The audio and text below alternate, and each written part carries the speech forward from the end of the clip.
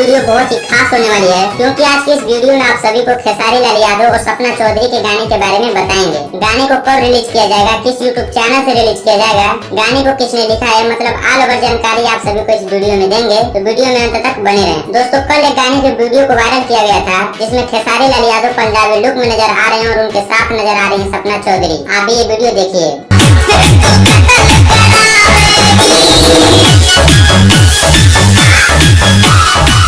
दरअसल दोस्तों, ये सपना चौधरी और खेसारी लाल यादव का वीडियो सॉन्ग शूटिंग किया जा रहा है और ये वीडियो यहीं से वायरल किया गया है।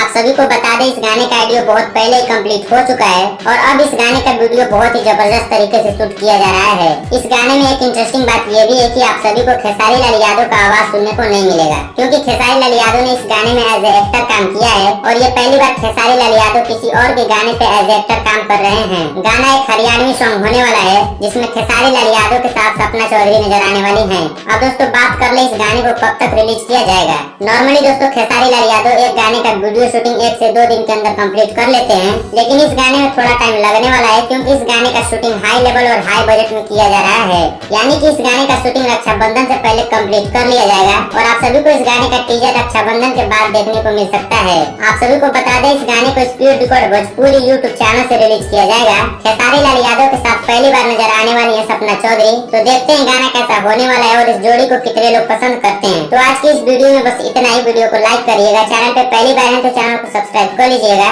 मिलते हैं अगली वीडियो में।